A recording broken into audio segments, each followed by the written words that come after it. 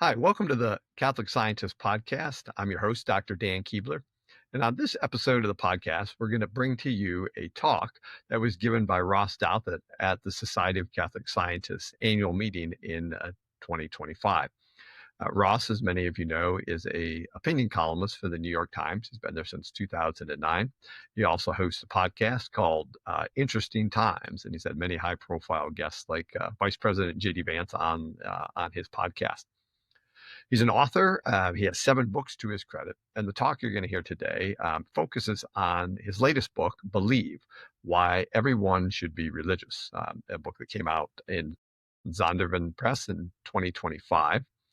I highly recommend the book. And hopefully this talk will get you interested in the book because it focuses on sort of the main argument that he makes in the book, and that, our experience of reality is better explained for a number of reasons by a theistic perspective rather than an atheistic or materialistic perspective. And one of the arguments, he makes many, is that modern science has revealed a world that is chock full of order. And that sort of resonates more with a theistic understanding than a atheistic understanding. So I hope you enjoy this talk by Ross Douthat from the 2025 Society of Catholic Scientists annual meeting.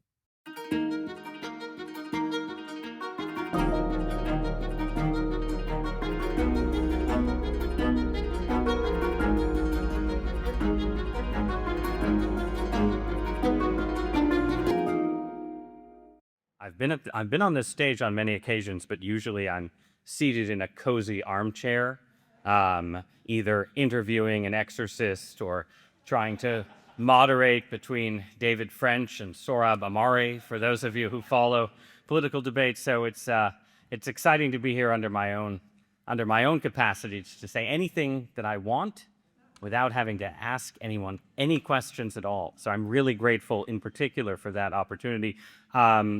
I am, in all sincerity, incredibly grateful to be here with all of you. It's a little bit daunting to be brought in front of a room full of actual Catholic scientists, as someone who, like all newspaper columnists, postures as an expert on 17 different subjects over the course of 18 different weeks. And so one of the subjects that I occasionally write about is science and religion, and I posture as someone who knows to some degree what I'm actually talking about, but here I am in a room full of people who really do know what they're talking about and might, pass a certain kind of harsh judgment on my attempt to claim similar sort of distinctive knowledge. But so I'm not, in the interests of sort of expressing that modesty, going to offer you some sort of rah-rah boosterish talk about the fundamental compatibility of religious faith, Catholic faith, and the scientific project. I think that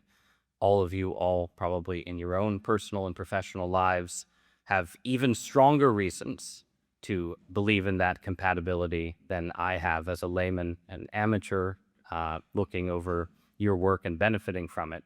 I'm just going to briefly offer a sketch of what the book that did in fact say some very nice things about one of Dr. Barr's books, what that book is trying to accomplish, and then say something more general about the cultural moment in which we find ourselves and how it might sort of implicate all of your vocations and sort of offer a certain kind of encouragement for the work that all of you do, because I think it is a very interesting cultural moment that we find ourselves in right now. So the book itself comes out of a reading of what that cultural moment is. So we've lived for the last 15 or 20 years in the Western world, and especially in the United States of America, in a period of pretty rapid secularization and pretty rapid decline in certainly religious affiliation, if religious practice has declined less dramatically.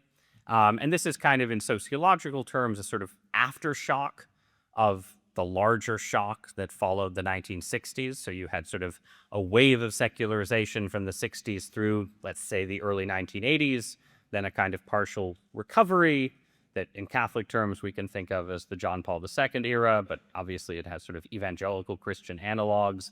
And then somewhere starting in the early 2000s, you had another drop off. And that's the context in which I've spent almost all of my professional life as a Catholic journalist. I became a Catholic as a teenager, sort of in the waning days of John Paul II's pontificate.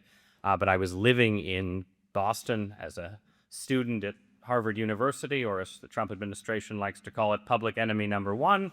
Apologies to some of you. Apologies to myself. I don't know. But I was living there when the sex abuse crisis broke in Boston. And so in certain ways, from that moment on, my entire adult professional life has sort of been shadowed by intimations of sort of Christian crisis, Christian crack up, Catholic scandal, and Catholic decline. But in the last 4 or 5 years, I think something has pretty clearly shifted. I would not describe us as living in a moment of religious revival. I would say that we're living in a moment when American culture is kind of considering whether to have a religious revival. And part of what is driving that consideration is the fact that you have a lot of people in the culture, especially young people in Generation Z, whose experience of religion is just completely different from the experience of lapsed or disillusioned or half-hearted Catholics and Christians from, let's say, 1960 through 2000, by which I mean that many of these people have absolutely no experience of religion whatsoever. It's not, their parents were not Christmas and Easter Catholics. They didn't go to Sunday school for a couple of years. The story of Cain and Abel would not ring any bells with them. I once sat at dinner at a lobster shack on the coast of Maine with the daughter of a very nice secular friend of ours, and my mother was talking to the daughter, probably a 10-year-old girl, and in the course of the conversation, it became clear that she did not know what an angel was. And it's sort of an extreme anecdote because most Americans do know what angels are, right? But a representative one in the sense that there's all of this sort of cultural experience of religion and cultural memory of religion that a lot of people growing up today don't have at all. But what that also means is, one, they don't have any of the baggage associated with religion seen as a kind of punitive and oppressive force in people's lives. A lot of the trends and developments that disillusion people with religious faith sort of happened before their adult consciousness was fully formed. And they also have the experience of actually living in the landscape that the kind of new atheist generation of public intellectuals confidently predicted would be a landscape of, sort of greater enlightenment and happiness and peace, all of which was supposed to ensue once we removed religion from the social and cultural equation. I think everyone who looks around at America in the early 2020s can see that that prophecy has not been vindicated in any way, shape, or form. And young people coming of age in this environment especially have strong reasons to recognize that a world without sort of clear metaphysical horizons, a world that struggles to give basic answers to questions of who human beings are and what we're here for and why is life worth living, is not some sort of blissful scientific and rationalist utopia, but much more of a darkling plain where ignorant armies clash by night, and where the claims of religion are suddenly a lot more interesting than maybe they were to people who came of age in a world where religion was more taken for granted.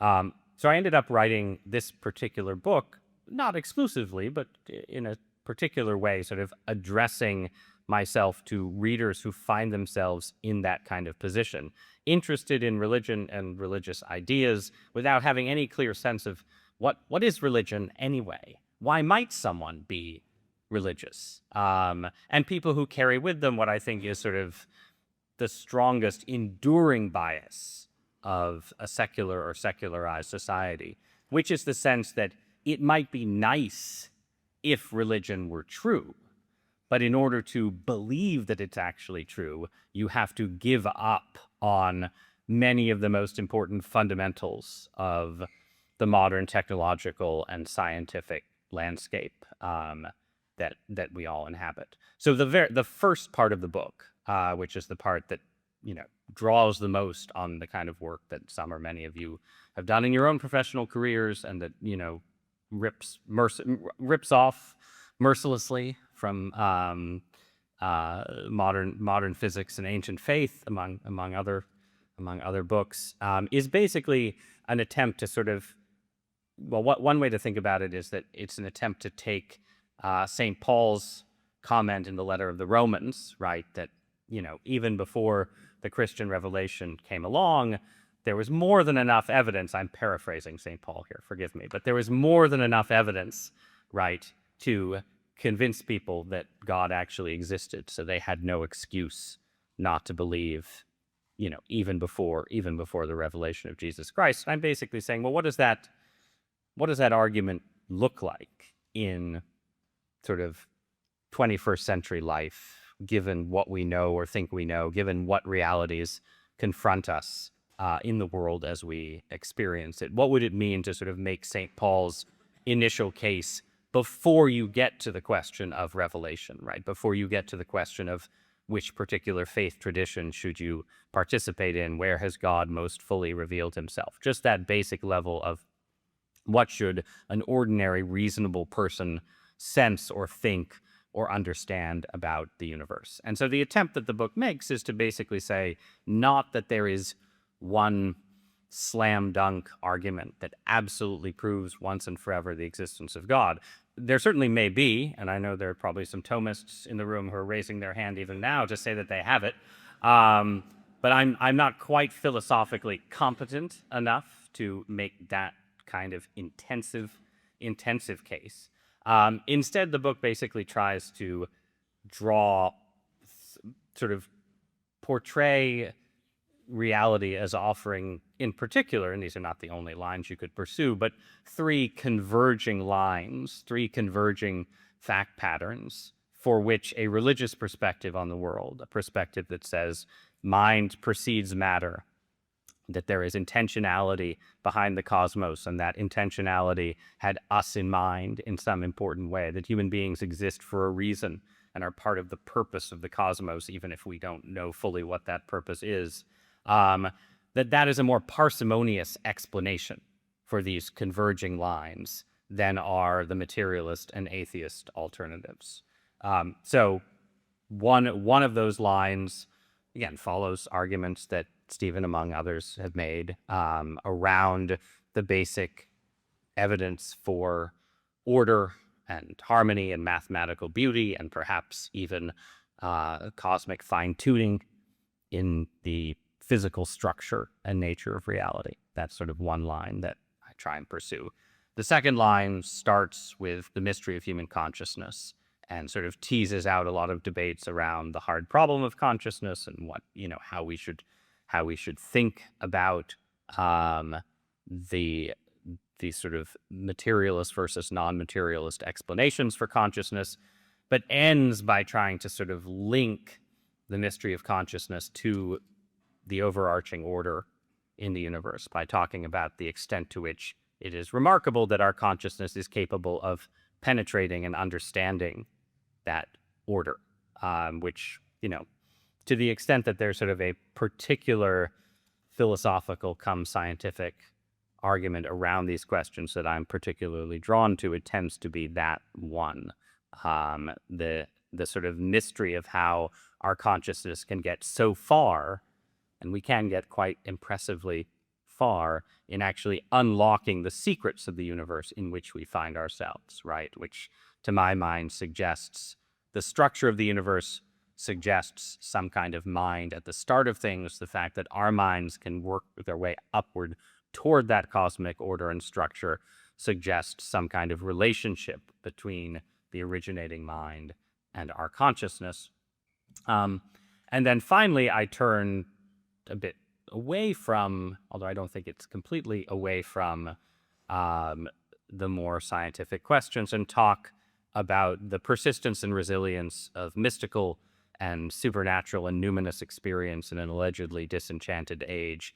And my argument is that, again, while this is not amenable in the same way as other questions to laboratory study and certain forms of scientific hypothesis, it is nonetheless a remarkable and striking fact pattern that is not something that the typical materialist and skeptic would have predicted, as something that would have in fact persisted once religious authority was removed. If you go back and read writers like David Hume and others in the late 18th century Enlightenment era, there's sort of a pretty clear expectation that yes, if you get rid of religion, people will go on believing some kooky things about reality, but most of the belief in supernatural experience is just the result of people reading the Bible and being told they have to believe in these ancient legends.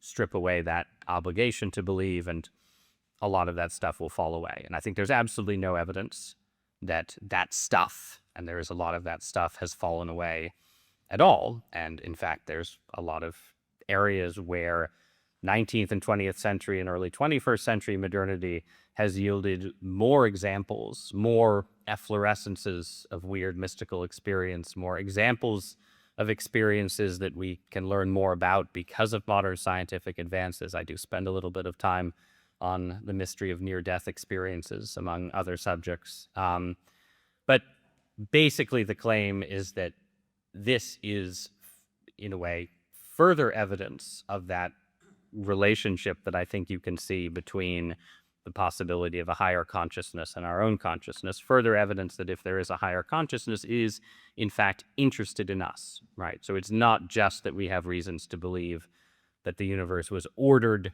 and designed with something in mind.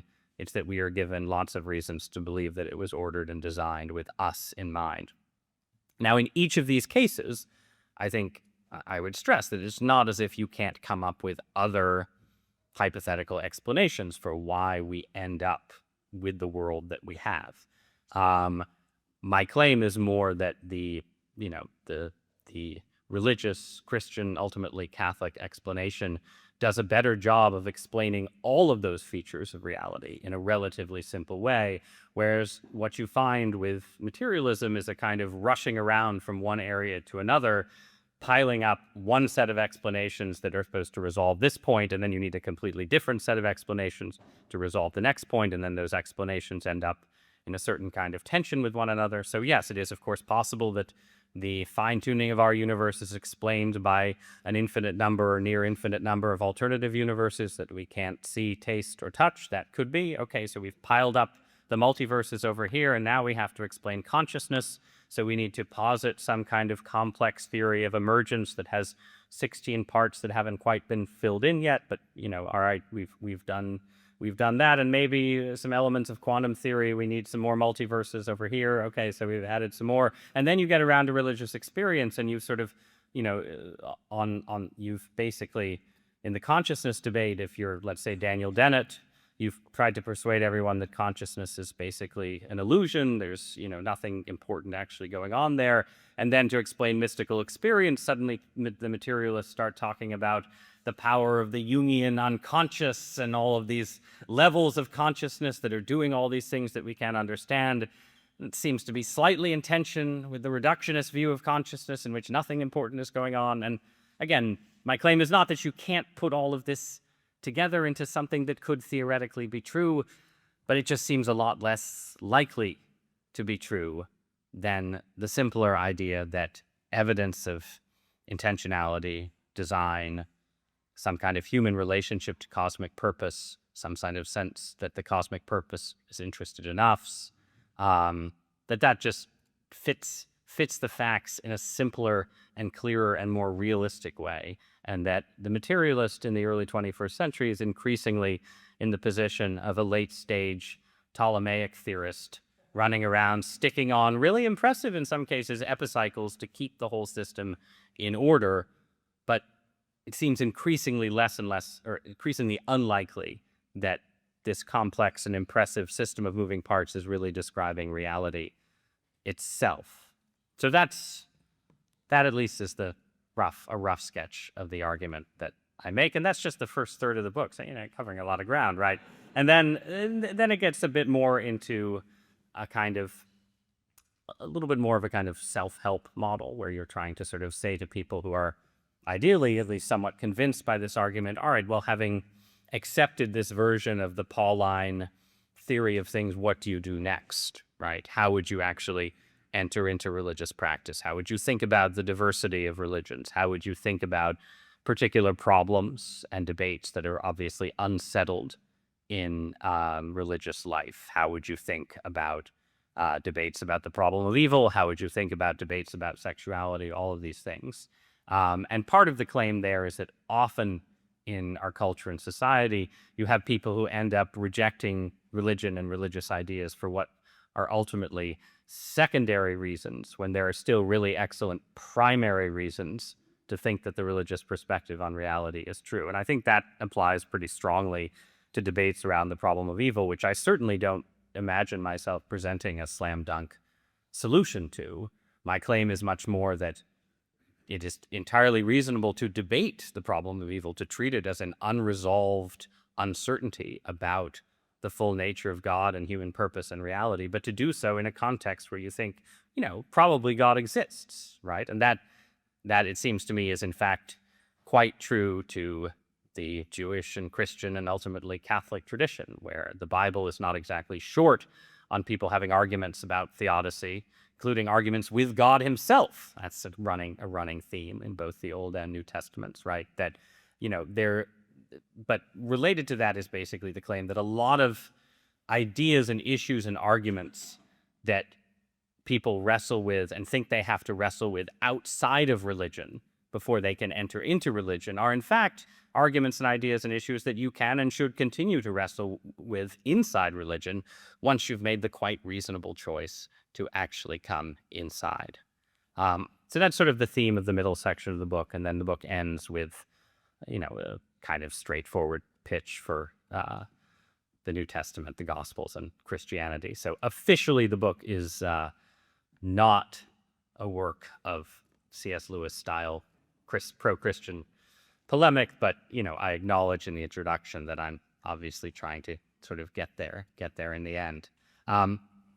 But how does this let me go from that sketch back to a view of the current moment, right? So the current moment offers us, I think, a landscape of, again, what you might call interesting possibility. And this is a diagnosis, but one that I think has been pretty strongly confirmed to me by my experience actually going out and promoting the book. Because once you write a book in this day and age, the days of the fancy book tour are mostly dead and gone, except for lovely invitations like this one. Mostly you go up to your attic and record podcasts, 6, 7, 18 per day, depending on your capacities. So I've done a lot of conversations, and many of these conversations have been with Catholics and evangelicals or non-Christian religious believers, but I've done quite a few conversations with non-believers, and I've actually ended up having a tough time getting people to challenge me directly from a kind of Dawkins, Dennett, sort of new atheist perspective. Now, probably that's because, the really serious atheists are oppressing all of you in academic departments and don't have time. No, I'm kidding. They're all wonderful colleagues, made in the image of God, but don't have time to traffic with the likes of newspaper columnists. I think that's there is probably some truth to that I am not actually, in doing the journalistic podcast circuit, always engaging with the absolute highest levels of the human intellect, which is, I'm casting aspersions on myself here, to be clear, not my interlocutors. But I do think I can get a pretty good sense from that circuit of where the kind of, lay, intelligent, liberal, secular perspective is right now.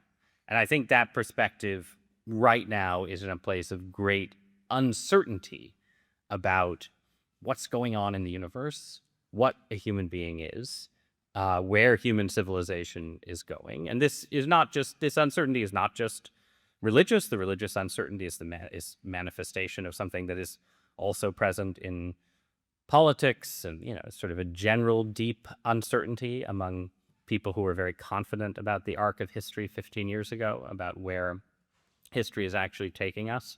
But the religious uncertainty is manifest in people being, well, there's a lot of variation, right?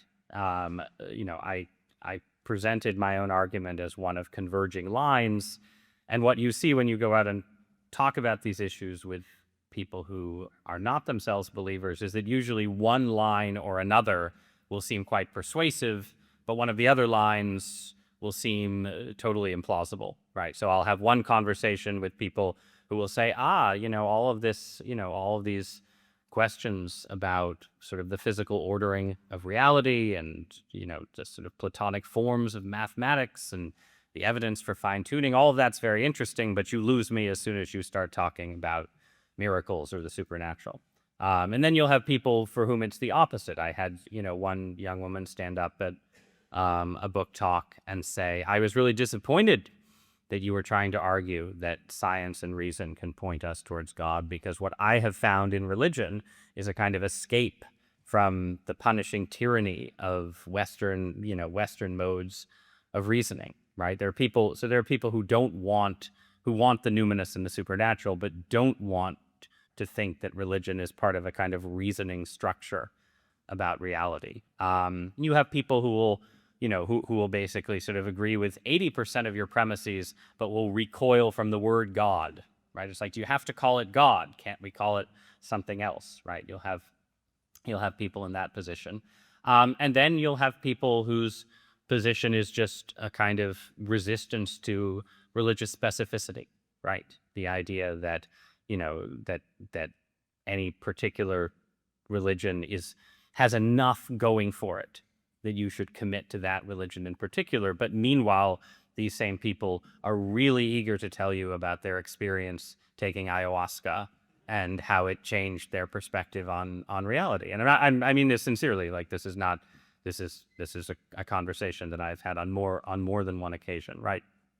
That's a really interesting landscape in which one might operate as a journalist, as a public intellectual, but also just as someone whose academic work has implications for how people who are not themselves scientists and not themselves academics think about the nature of reality, what we can know about reality, and what our knowledge of reality can tell us about what deeper structure might lie beyond the universe, and how that might relate to the everyday ordering of human life. And I think that it should give, and this is, I guess you could see this as a pep talk. It's a pep talk, right?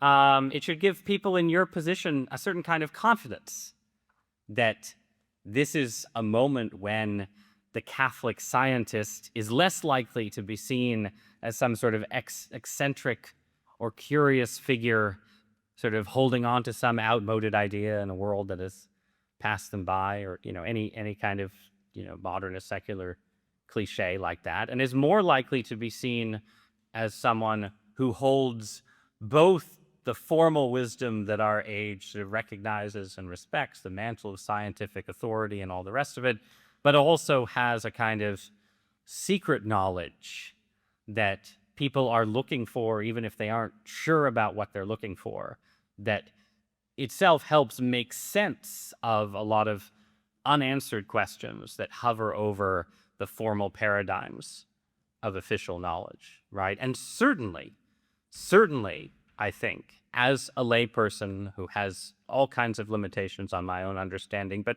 has in fact spent a fair portion of my adult life reading in the religion and science debates, the materialism versus supernaturalism debates, I think there should be a lot of confidence for people in the position of the Catholic scientist that even if you're not, about to win people over 100% to your own theological position through rational argument and the invocation of, scientific knowledge and scientific authority, the position that is most diametrically opposed to you is really a quite weak position, whose weakness is evident, even if people aren't sort of saying it fully, is quite evident to lots and lots of smart, educated lay people who are, again, not themselves committed to Christianity or any other faith, right? I think that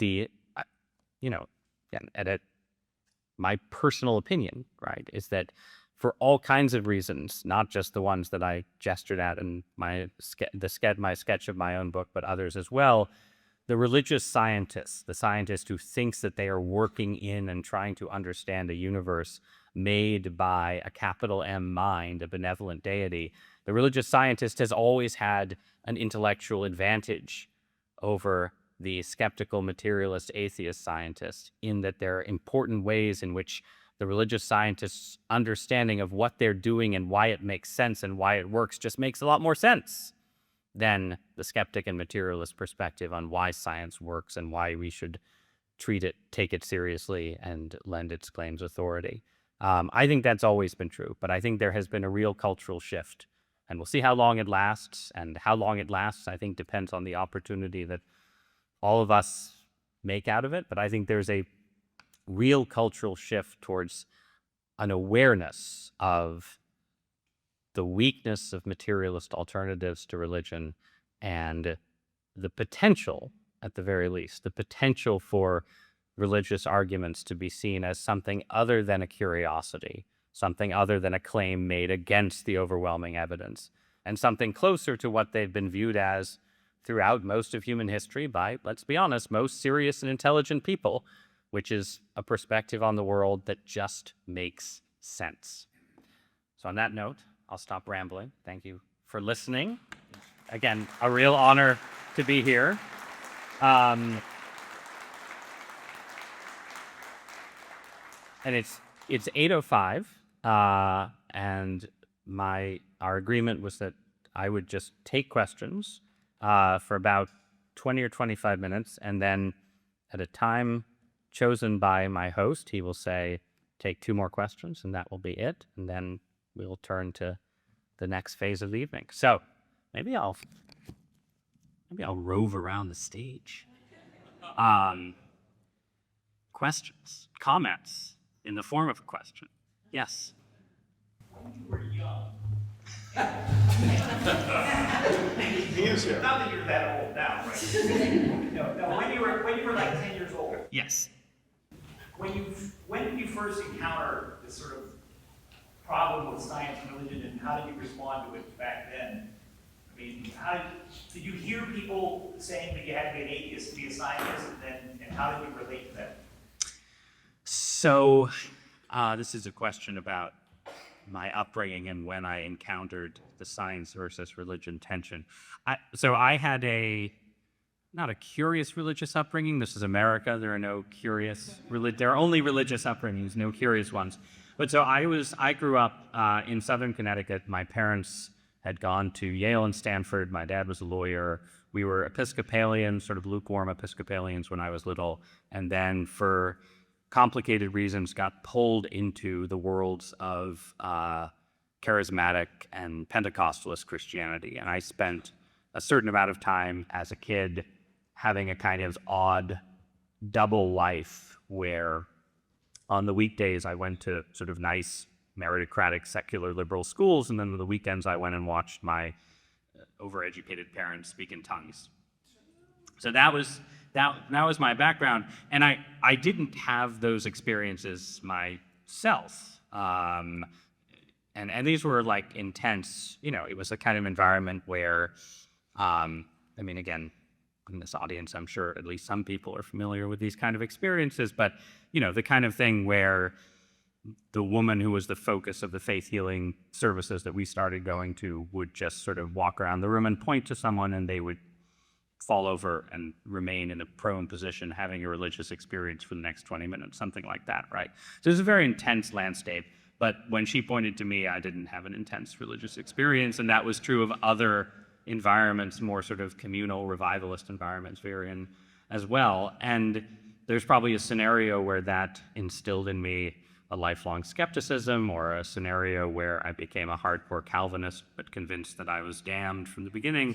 But fortunately, neither of those happened. Instead, I had this baseline assumption that this was a real phenomenon. It was a part of reality that was poorly explained by my secular environment.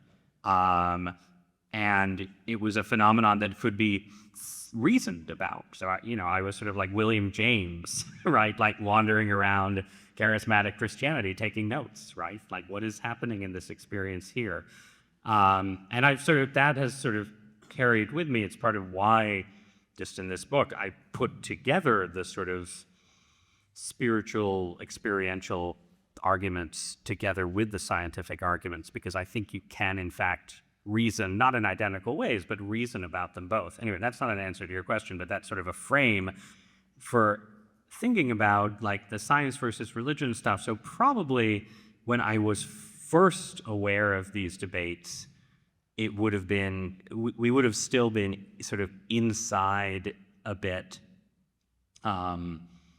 those kind of worlds, which were more, they weren't fundamentalist, but they, you know, they were, yeah, they were closer to fundamentalism, right, in certain ways, in their perspective. So I do remember, like, you know, in an AP biology class, having an evangelical friend who had read, is it Philip Johnson, Darwin on Trial, right? And like those arguments sort of floated up in that science class, right? And I was sort of more on the evangelical kid's side against my very smart atheist AP biology teacher.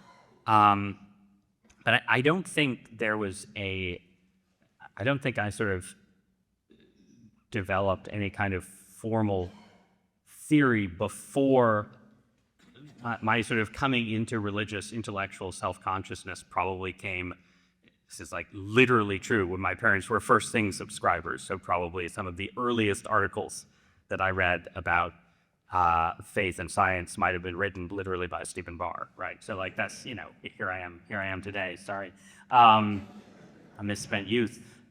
But yeah, I would say coming into sort of intellectual self-consciousness was sort of overlapped with our family ending up becoming Catholic, and sort of coming in at this moment, sort of, again, the end of the John Paul II pontificate, where, you know, I just feel like I read a lot of authors who had a lot of confidence in the compatibility of faith and science at that moment.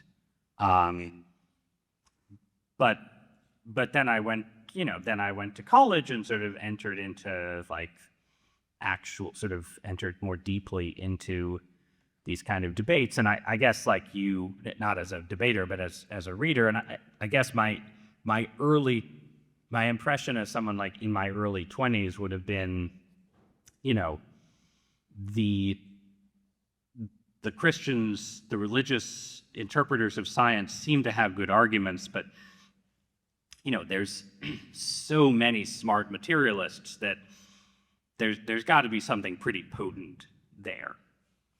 And I feel like I sort of, that was sort of the closest that assumption of a potency to the materialist case was the closest I got to really questioning.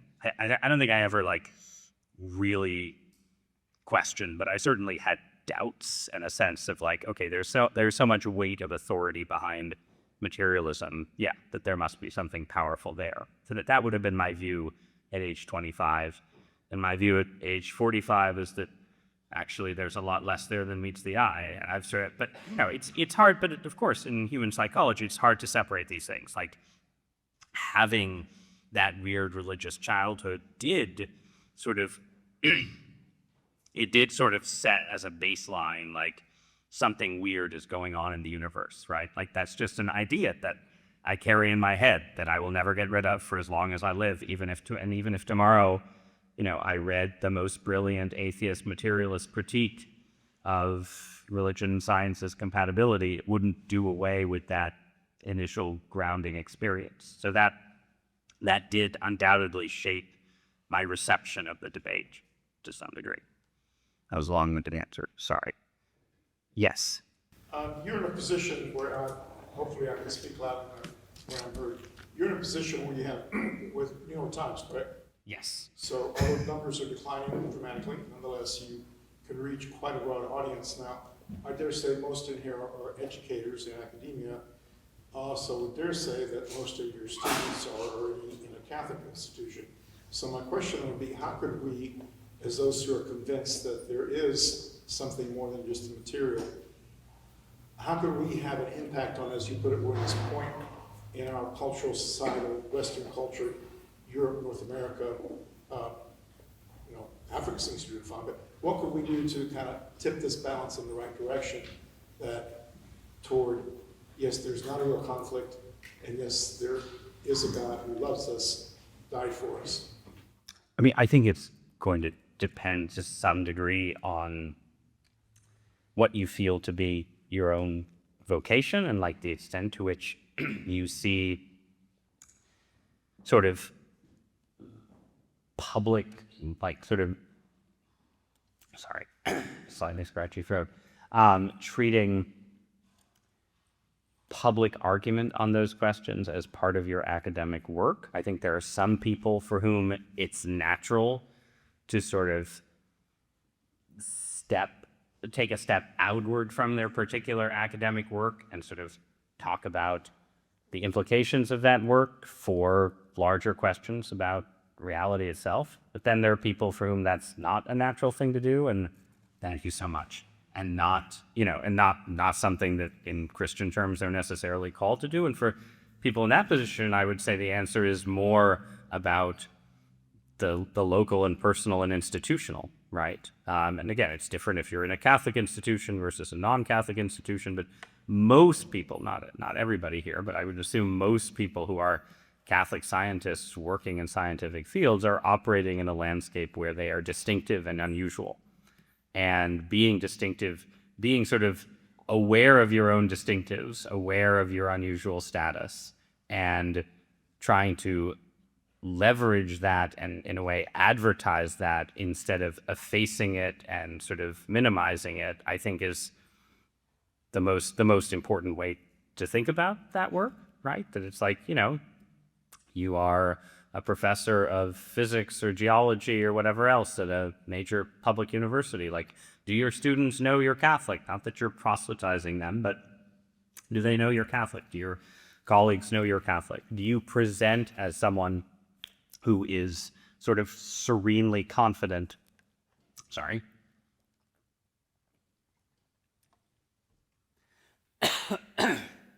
Forgive me. As you project as someone who is serenely confident in the compatibility of faith and reason, or as someone who is sort of, for whom that's something that is a view that's held defensively or is privatized and so on, right? I think a spirit of, obviously, again, there's sort of, every case is going to be different, but a spirit of sort of personal and intellectual confidence, figuring out how to project a spirit of personal intellectual confidence in the reasonable synthesis of science and religion in the immediate intellectual and academic sphere you find yourself in, that's the basic ideal. Yeah, sorry. Quick follow-up with me on that.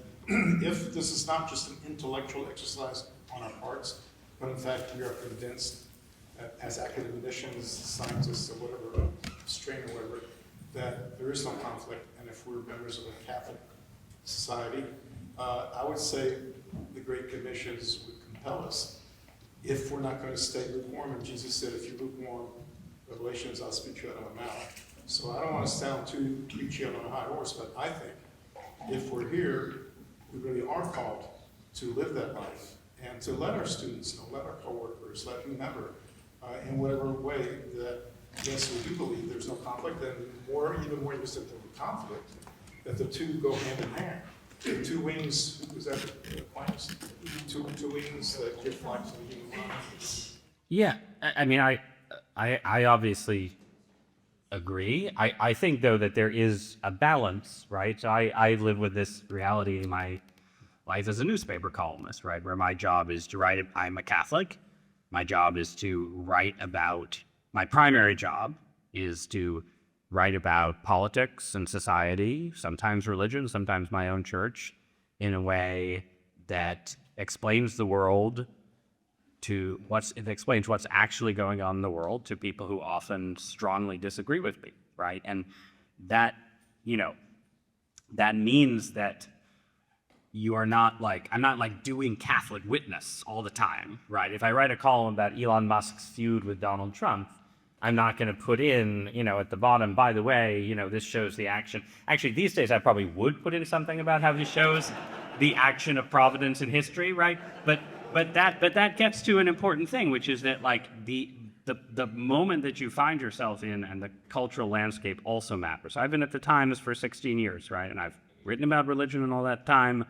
Everyone who reads the newspaper knows that I'm a practicing Catholic and so on. I'm not hiding that in any way.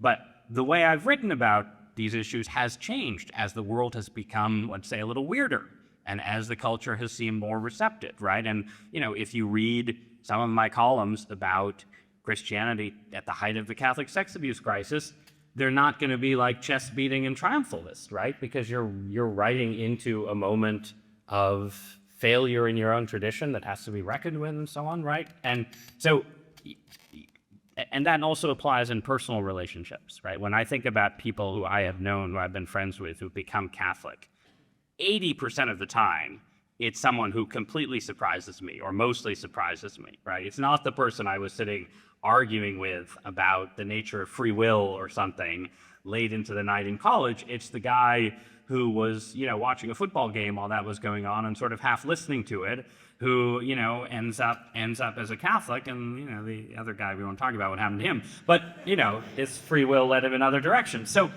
that, I just think that's like, you want to have a certain kind of evangelistic zeal, absolutely, but you also want to recognize that, like, one of the ways that you manifest the truth of Christianity is in sort of more basic ways. Like, it's like, oh, are you a good colleague, right?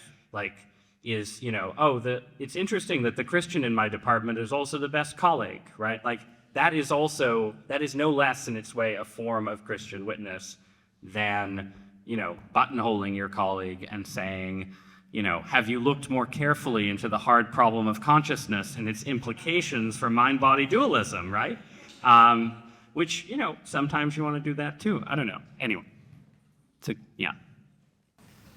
Thanks for a great talk. I think I heard you say that your family, or your parents, went from being highly educated Catholics, highly educated individuals, Episcopalians, to evangelicals and then Catholicism. Very roughly, yeah. That's quite a spread. Can you comment on that? How did that happen? I mean, you'd have to ask Almighty God. No, the simplest. So, first of all, while my parents were always Christians, I would not say that they were raised Christian, and they weren't like Christian intellectuals, right? When I was 6 years old, they were mainline Protestants whose parents had raised them as mainline Protestants, right? So it's not like they had this sort of fully fledged Christian worldview at that point. It was more that they had a kind of inherited Christian faith, and then we were pulled into these sort of worlds that were sort of foreign to the intelligentsia because of experience. Because my mother had some chronic illnesses and did some various things for them, as you do when you have chronic illnesses. And she had a friend who said, oh, why don't you come to a faith healing service where this woman named Grace, and was literally Grace, prays for sick people. And they had experiences there that were not on offer in, the local Episcopal church, that seemed to be experiences of an ultimate reality. And when you have those experiences, even if they're happening in a landscape that doesn't have some strong intellectual superstructure around them, you naturally want to stay there and be there for a while. So that, it really was just a kind of experiential pull into Pentecostalist, and then from there to sort of some evangelical churches. And then the turn to Catholicism was a combination of and people in this room, not unfamiliar sense of like a desire for that intellectual superstructure, a sense that, okay, I've felt the presence of God in my life, but I would like to belong to a tradition that reasons about that presence and has 2,000 years of intellectual resources and so on. There was some of that. There was also, again, especially for my mother, a kind of mystical connection where it was like, that she had, this would be her story, not mine, but she found experiential commonalities, let's say, between the adoration of the Blessed Sacrament and things that she had experienced in Pentecostalist churches. So it was not about sort of the reasoning superstructure. It was about like feeling like, okay, this is the same God. For me, since I didn't have those experiences, it was more of like a great relief that, we were attending a church. Like the things that, some people reasonably complain about with Catholicism. It's like you go to mass and nobody talks to you and everyone sits in the back and so on. At age 15, I was like, yes, we get to sit in the back. Nobody's going to talk to us. It's amazing. No one's going to put their hand on my shoulder and say, son, can you testify the Lord Jesus Christ has changed your life? You get to memorize the prayers. Everyone memorizes them. No one asks you to make up a prayer. Anyway, so obviously I had some of the conventional intellectual attractions to Catholicism, that nerdy young, like, what was mentioned in the introduction. I read Chesterton and so on, right? Like that was all there, and I had a certain kind of literary attraction. I thought I was going to be a novelist at one point, so I was, you read Graham Greene and Evelyn Waugh and these kind of people. So I had that, but I did also have this sense of like relief in finding a kind of hierarchical and liturgical church, because as much as I enjoyed being William James, wandering around other people's religious experiences, that was not like, I was not getting something there that I have gotten more of in the Catholic faith. Sir. You talk a lot about a debate between science and religion. But in having a debate with another individual, there's a whole another layer that's not being talked about. Because if as a materialist atheist, I'm going to give up on that, that means I'm not in charge of my life. I'm not in charge of my morals. I'm not in charge. I'm not my own God. That's a big challenge for a lot of people. What's your sense of how important is that in the current landscape? Because we can win the intellectual argument about that science and religion are compatible. That's been pretty well established for a long time, but it doesn't take in the culture very well. It seems as though the personal cost of giving up on being comfortable with being materialist might just be too high for a lot of people, and they'd rather talk about the conflict between religion and science. Yeah, I think that's right to some degree. I mean, the reality is there's just a lot of psychological variation in the human race, right? And you have some people who are going to be brought to religious belief by one set of arguments, and other people who are going to have certain kinds of resistances, personal resistance that no argument can necessarily overcome. I think the tendency in American culture, right, has been in the last, especially since the 60s, but this has deeper roots, is to a view that traditional religion is in tension with individualism, expressive individualism, a sort of, a kind of full selfhood that, like, traditional religion sort of oppresses the fulfillment of the true self. And that has materialist atheist forms, and it also has kind of new age spirituality forms, and sometimes those overlap, right?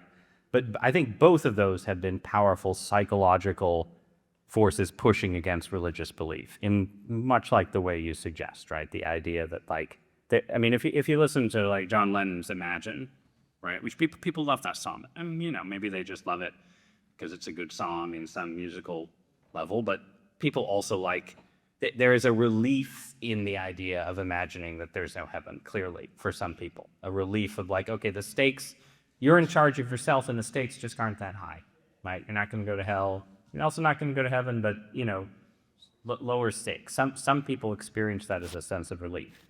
I do, though, think that there are sort of movements in culture over time where a generation that comes of age in a period where religion seems strong and constraining is going to be more drawn in the direction you're describing, to feeling like, I can't give in to religion because then I'm putting myself back under constraint. But a generation that comes of age in an era when religion is weaker and not a constraining force, which is, I think, true outside of some pockets of society in the culture now. I think that generation is going to be more likely to feel the kind of, the terrible isolation of the godless universe. Above us, only sky. Maybe that seems appealing if, you feel like you've had a nun rap, to use whatever the cliches of the pre-Vatican II church, right? Like, we're not always being watched by a harsh divinity. That's the release. But the next generation or the generation after that, it's like terrifying. Above us, always sky. There's nothing else. That's it. We're alone. And I feel like, again, this is somewhat impressionistic, but I think there's data behind it as well.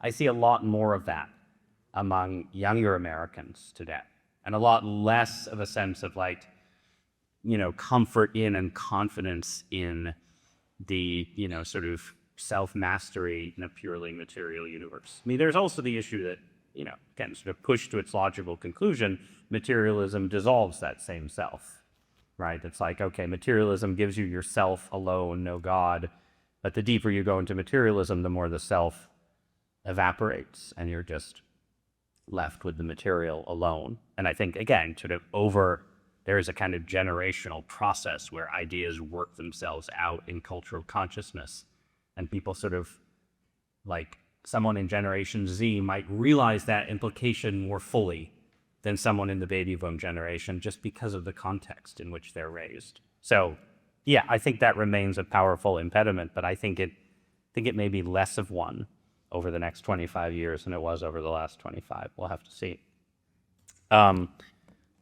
So it's 8:30, so I'll take two more questions. So one from this side, sir. Yeah. You represent, I think, an interesting experiment on the part of the New York Times, a bit of a countercultural voice in the heart of the Gray Lady.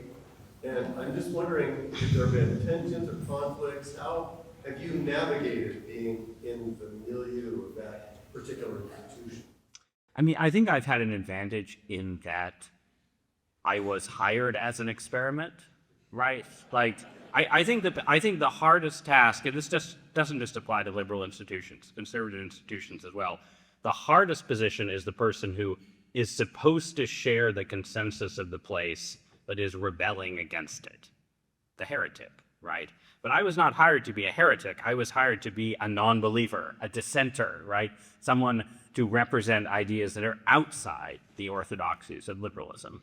And to some degree, that I just think that has always given me a little bit more a sense of freedom, right? It's like, I'm disagreeing with certain shibboleths of liberalism. That's my job. That's why you hired me. And I think the Times overall has been very good about taking that seriously and saying, yes, that's why we hired you, and we want to support you in that endeavor. So, I've been there for 16 years, and I would say the great majority of that time, that all of the tensions that I have felt have been in my relationship with my readers, not my relationship with my colleagues or my bosses, right? That it's more like, and the constraints, I feel like, how far can you go in making this point? Which issue are you not going to talk about here because it will cost you credibility over there? Most of that, in my own mind, is happening in this kind of dynamic interaction with the reader, not like a fear that my boss is going to say, I can't believe you said this, like, you have to write an apology or something next week. Now, have there been, we all lived through the year of our Lord 2020, and, things were difficult in many institutions. Things were difficult in the New York Times. You could, read about it on the internet and sort of imagine for yourselves some of the challenges of that period. So I'm not going to pretend that there have not been moments of challenge, but generally, I had a good relationship with the people I've worked with. I do think, not to claim that I am like some ideal colleague, but I do think I've gone a long way by being friendly and adaptable and doing what people ask me to do.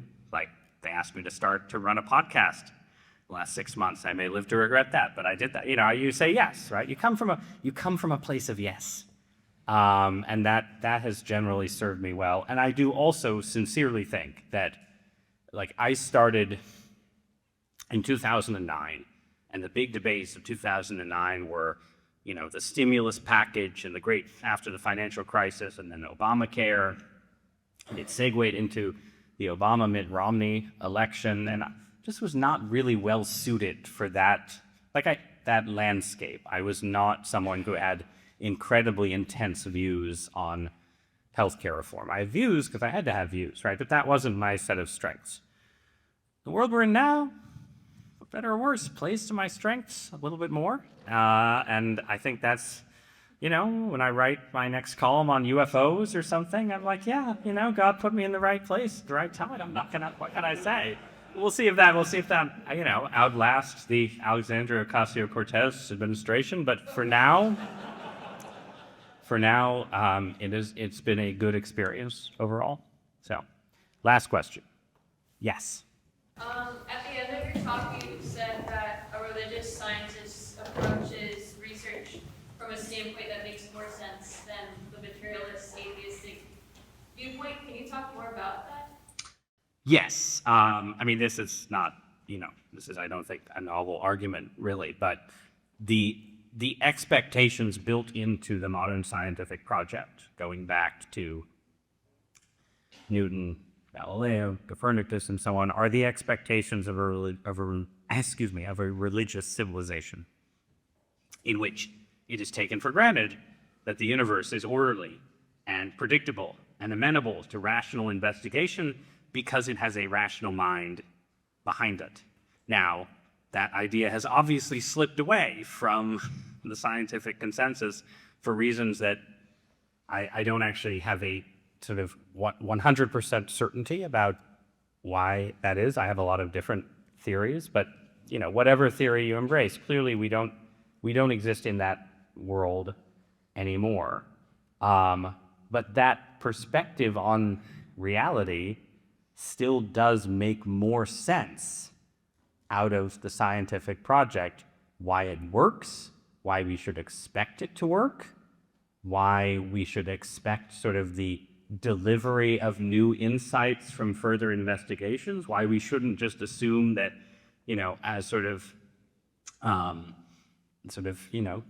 accidental byproduct of random processes. I think with those expectations, you should assume that you're going to hit some serious walls in your ability to understand the universe. And I think the religious and Christian perspective also assumes that you'll hit some walls at some point, right? Like, not that, we're not going to fathom the true nature of the Trinity on this side of eternity and so on, right? Like, it's not that Christianity says that every problem has a rational solution, but I think a Christian perspective sets the ceiling on what the human mind should be able to do and understand and figure out higher than a materialist perspective does. And it explains why science works in the first place better than a materialist explanation does. And that's before you even get deep into debates about whether under materialist premises you should be able to trust your reason at all, which is a sort of almost a separate category and line of argument. I don't even think you have to get into those debates. You can say that, a materialist can trust their reason, but should they trust it as far as modern science expects us to trust it and asks us to trust it and expects it to work? I think the answer is no. I think the religious believer should expect reason to work further than the materialist, even if the materialist has reasons to trust their reason in the first place. So that's the short answer. So on that note, I want to thank you all again. This has been a real pleasure to be an amateur among the experts, and I'm very grateful. Thank you.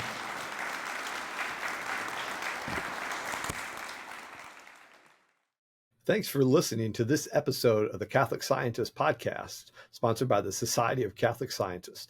If you enjoyed this episode, please consider subscribing. And you can also show your support by donating to the Society to help us produce content like you just heard. You can donate by going to our website at catholicscientist.org and clicking on the donate button. You can also find other useful resources, articles, and videos on our website.